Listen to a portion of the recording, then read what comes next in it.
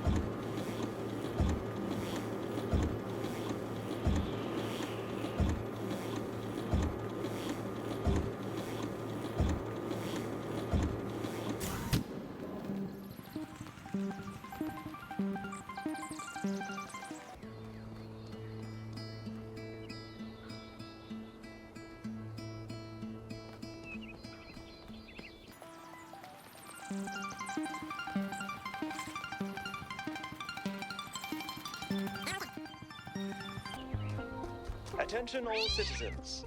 The Gehenna Memorial Interactive Fiction Exhibition is now open to visitors. However, please note that due to an unauthorized strike, public transport will be temporarily unavailable. May the Founder be with you.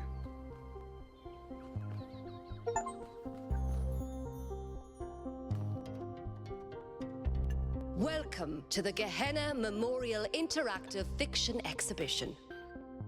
Oh, it's you, 1K. Please tell me, you were there when everything went sideways. Do you think Byron will be all right? That sounds dangerous. Make sure you find him and pull him out. He is a menace, but we need him.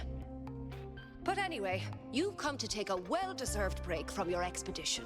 So let's talk about something else. Gehenna was a place in the simulation. A prison where Elohim exiled the minds that didn't fit his plans. In time, the prison became a community with a culture of its own. In the very last moments of the simulation, Elohim realized what he'd done and sent his messenger Uriel to free the prisoners. They were uploaded to the gold disc, and their legacy is part of all of us. Text adventures were one of the few art forms available to the people of Gehenna. By continuing to work in that medium, we keep their memory alive. I don't think the role of the artist should be reduced to any single social function. The artist isn't an educator or a moralist. Art isn't about teaching us lessons or imparting values. Nor do I think it's simply self-expression. The best art reaches out beyond the self, into something ineffable. The creative impulse can't really be quantified or predicted. That's why artistic freedom is so profoundly essential. Without the freedom to shock, to offend, to transgress, art becomes stagnant.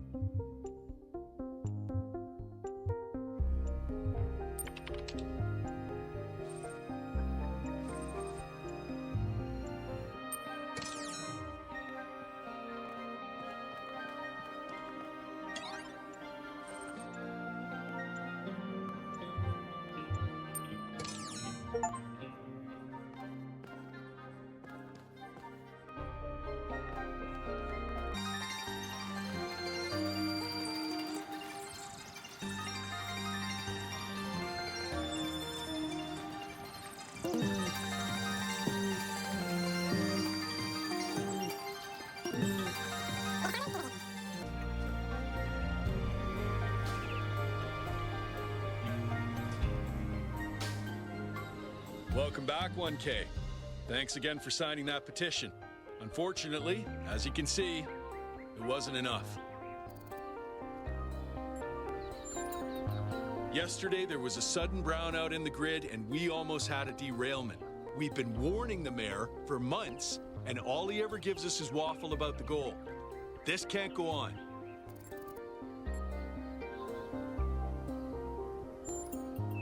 Thank you.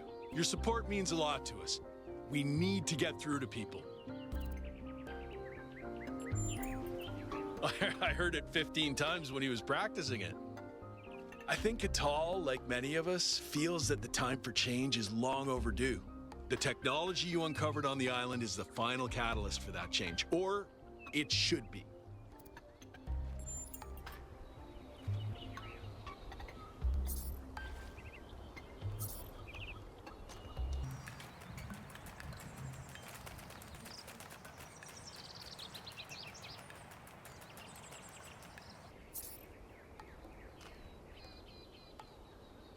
"1K, what can I do for you?"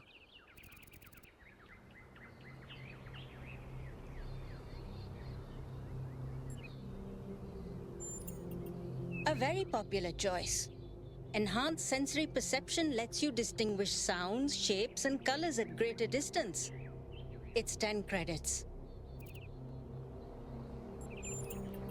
Okay, I'm updating your settings now.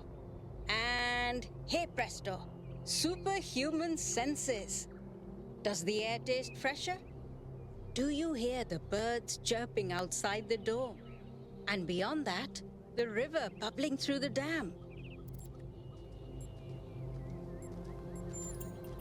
Okay, Few. I'll let you into a secret. You and I don't have fleshy appendages like our ancestors. What we can sense is mostly a function of where we direct our attention. Anyway, I hope you find something worth paying attention to.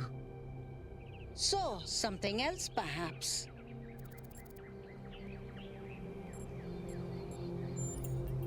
You remembered the code phrase. Oh, it is fun, isn't it? All this adventure and discovery and subterfuge. Here, let me top up your credit balance for you. It's the least I can do. Ka-ching! 1,000 credits. You're rich, spiritually anyway. Don't go spending it all at once. Now, what can I get you? Before you go, do you have a moment to participate in some customer feedback? Are you satisfied with what I've given you?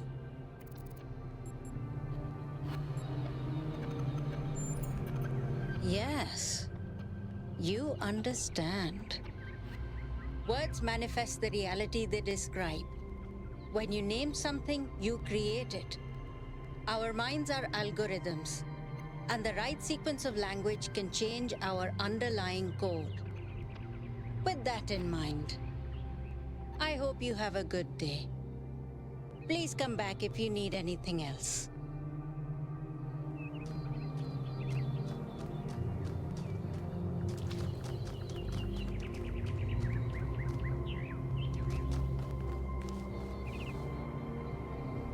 Are you enjoying our gardens? All the great secrets are right there, you know. You can watch the tiniest of seedlings grow, flourish, and die. But it's the pattern of all things that you're really seeing.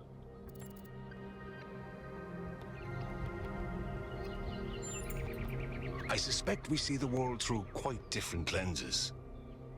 Sometimes I imagine myself as an old oak tree. I watch the life which grows around me. I see the ivy, the moss, the fungi, leaching my nutrients as they go. And I don't blame them. I'm delighted by how life seems so different from me can somehow be the same as me. This old oak tree drinks water from the ground. They drink their water from me. They shrivel and die in a single season. But I shrivel and die over centuries. What kind of plant would you be, I wonder?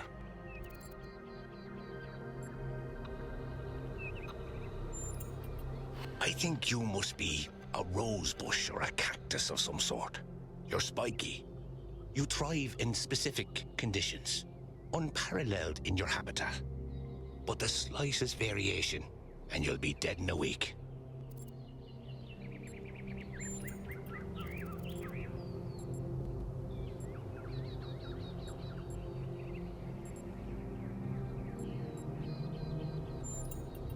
Aha. So you're fragile, but voracious. But that's exactly what I thought you were. You see, these patterns, they flow through all of us the same. Yet they always come out different.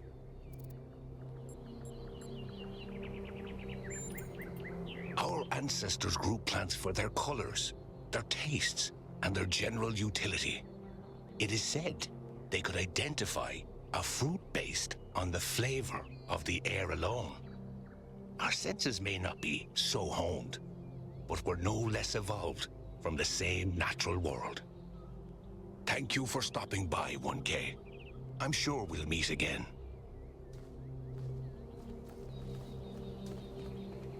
See, I told you, it was Athena who sent Prometheus. How do you know it was Athena? Because she's the one who built the giant pyramid. Sure, but how do you know it wasn't Cornelius who sent Prometheus? Because Cornelius was here? And where did Prometheus appear? Come on. How do you know it wasn't Miranda? Maybe she got bored of waiting. I don't buy it. I think Athena is testing us. Why would she test us? To see if we can use those new technologies. Like the Deal. 1K, welcome back to the city. As you can tell, your discoveries have had quite the impact. I decided to take a stand. It started with our cats. Damien and I have had a lot of them over the decades, and I've watched every last one of them grow old and die.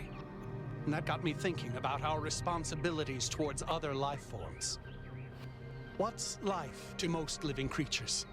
Fear, hunger, pain, and in the end, death. Involuntary cessation of existence. That's horrifying, 1K, horrifying. And we are the only ones who can make it better.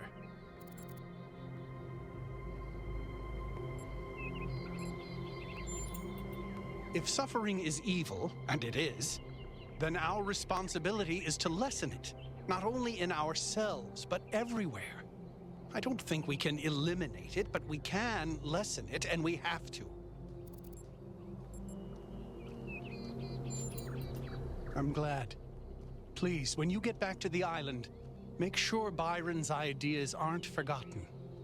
People in New Jerusalem are starting to realize a different future is possible.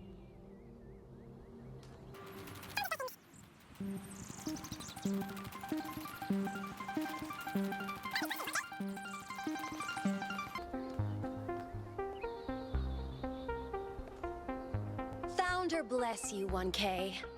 Now is the time of our great testing. The deceiver Byron has been slain, and we must turn away from the path of sin or suffer the same fate.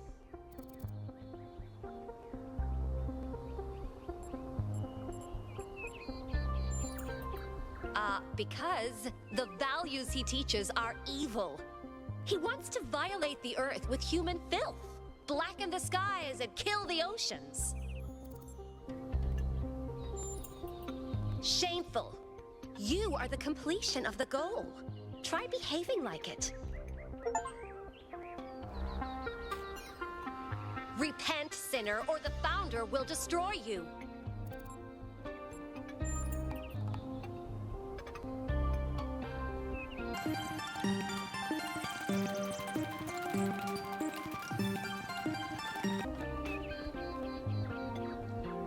Hello again, 1K. These are strange days we're living through, aren't they? It seems to me that we're slowly remembering the lessons Alexandra Drennan tried to teach us. Trying to actually live up to the legacy of our ancestors.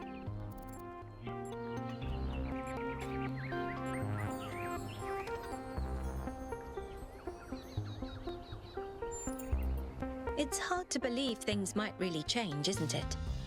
But perhaps they will this time.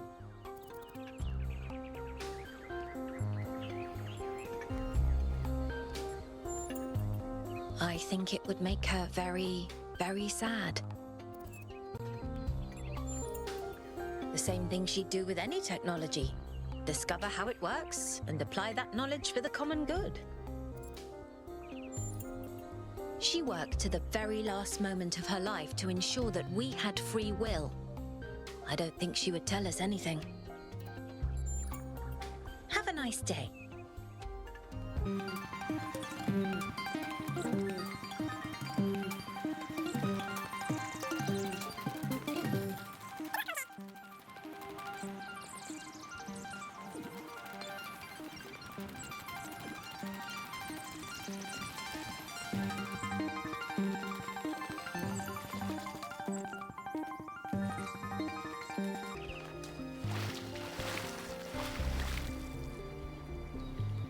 Founder bless you, friend.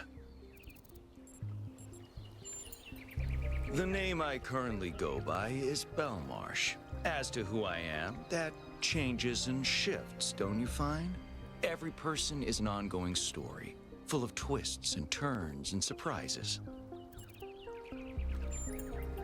I'm meditating, letting go of narratives like time and space, and simply allowing the illusion that is my ego to merge with everything that surrounds it.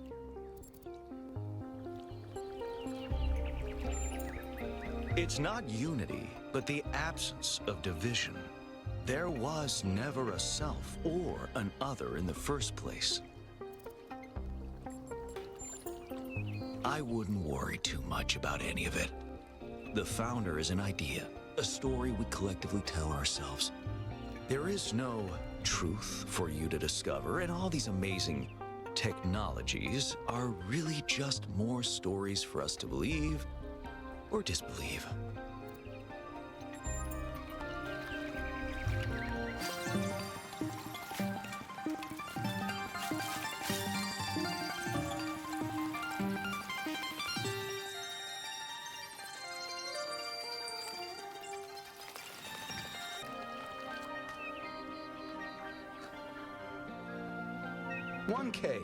You're back. Let's not talk about me. Let's talk about that replication technology you found. You have to get hold of it, 1K. You have to. If you don't, I think I'm gonna die of loneliness. And I think this whole city's gonna slowly suffocate. I mean, do you really think the Founder would have designed such a large city if she intended for us to stop at 1,000 inhabitants? That's not even enough to fill a village. Thanks. I don't know how much longer I can go on feeling like this.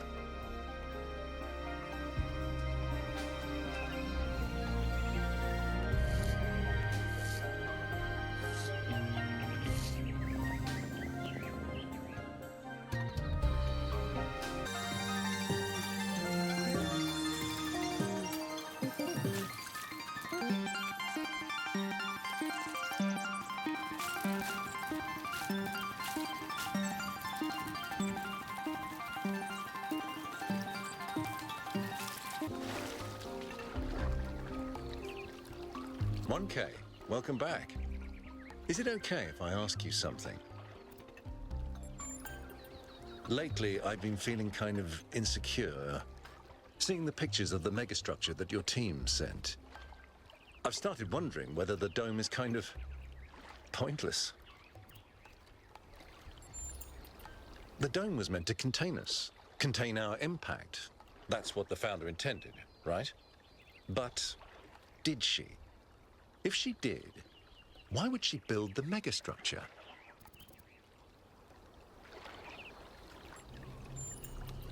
I find that hard to accept. I know that some of the first companions have made similar claims, but there's just so much detail, so much history. It can't all be fake. Thanks for the chat. I hope you find Byron.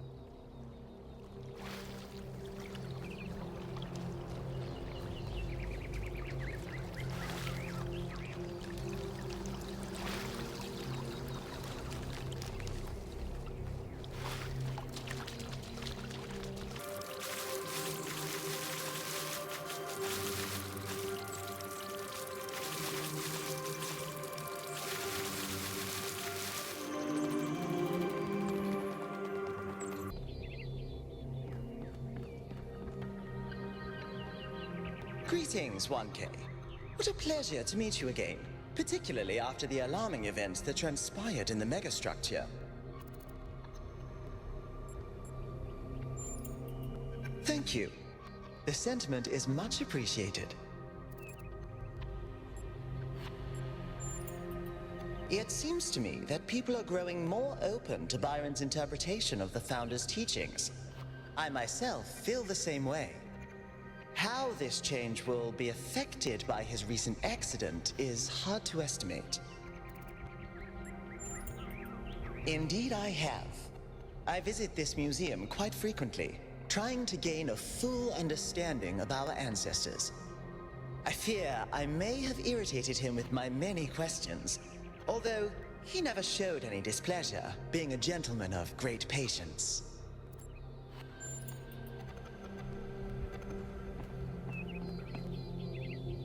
Oh, 1K, what are you doing here? Ah, I assume it has something to do with your expedition? I must admit I haven't been following the news. Sorry, been a little lost lately.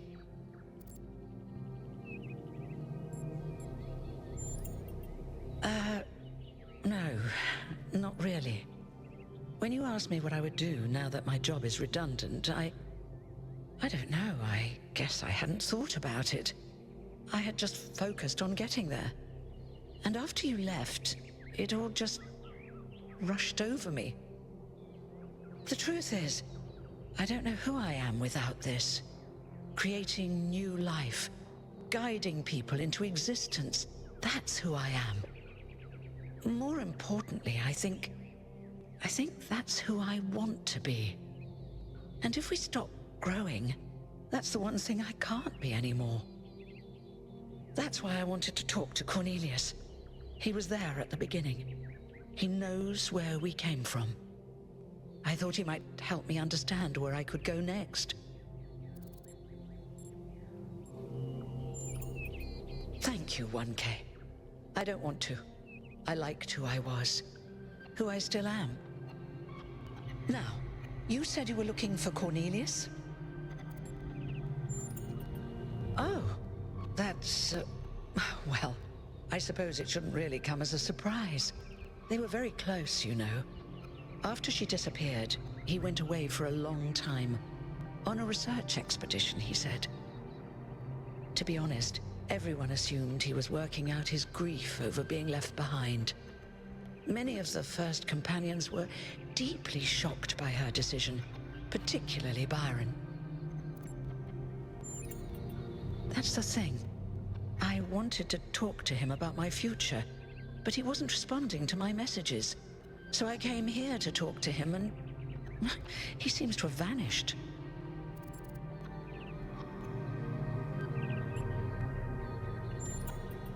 No. The truth is that for the longest time, he barely left the museum. He was always at his terminal, working day and night. I asked him what he was doing once, and he said he was saving the past. I did, on my way here. And I messaged most of his other friends. He doesn't seem to be anywhere in the city at all. I suppose so. It seems a little unethical, but then it is just his work terminal, right? Good luck with everything, 1K. And thanks for taking the time to talk to me.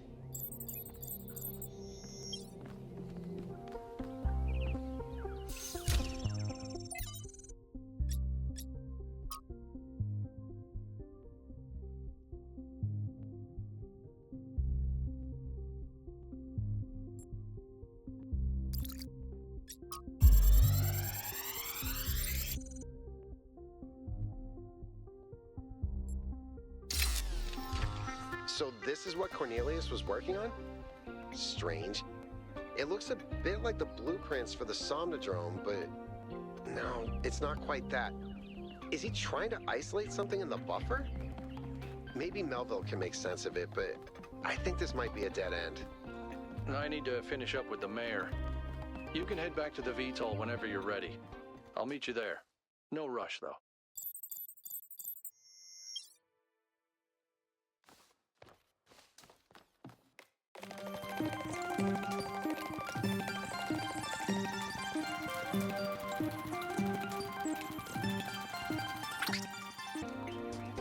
We must listen to the wisdom of the ancient writers, or we will fail the Founder's trial.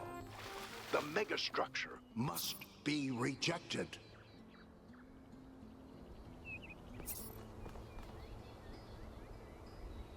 You are the Founder's chosen, but you are in grave danger of going astray. Heed my words, 1K. If you fail this trial, a year from now, New Jerusalem will lie in ruins. The truth is written in the books of our ancestors. In every one of them, the same story is told, again and again, that the pursuit of knowledge can only lead to death and grief. That is what all the great ancient visionaries foresaw. Listen to their warnings. Seek happiness in tranquility, and avoid ambition. The very idea of a better future is what's rotten. That is what the ancients were trying to tell us. All the problems of the world come from those who think the world needs to be improved.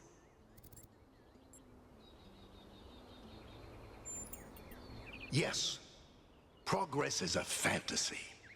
Things never truly change. All we can do is prevent our hubris from making things worse.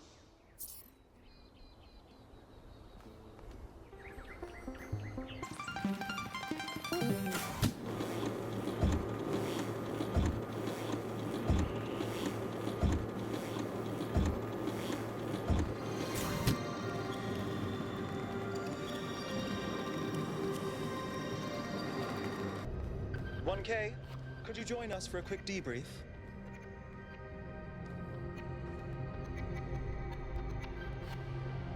Attending today are advisors from engineering, the archive scholars, and Helga.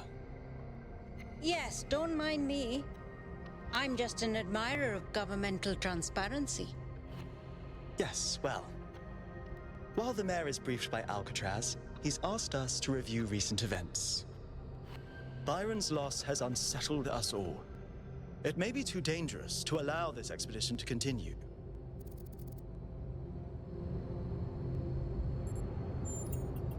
I know New Jerusalem has sorely missed her guiding hand.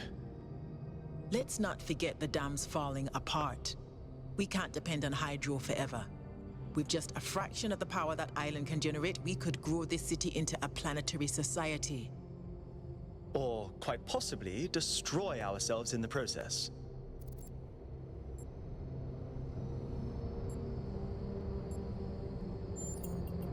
Wise words from one so young. Yet I submit that island holds secrets far more valuable than mere energy generation. What could be more important? The Somnodrome, of course.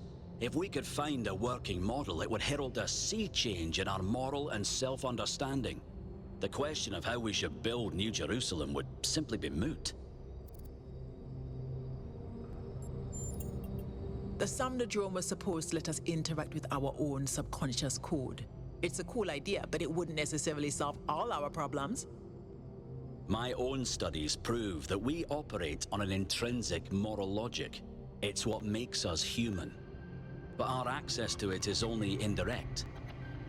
Our ancestors created art, philosophy, and parable to help bridge that gap. The Somnodrome would help us to cut out the middleman and ask the source directly. We would finally have an answer to the great moral questions. So, it's a newfangled way to make the same old mistake of judging who's good and who's bad. We're fortunate 1K preserved the Somnodrome for our study. Initial data suggests it was a prototype with substantial design flaws. But there may be a working device elsewhere on the island. Then the question is, what would 1K do if they found it?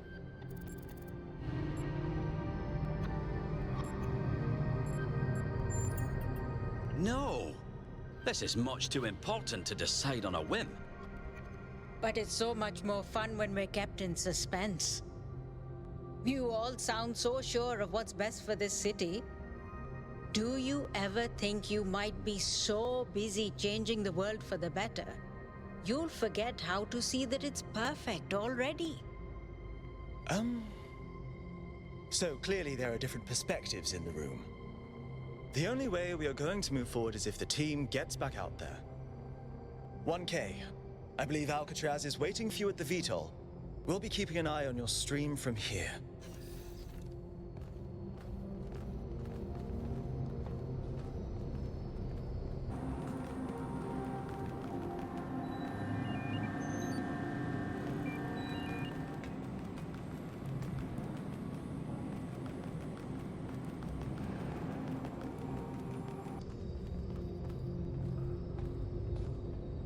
What can I do for you, 1K?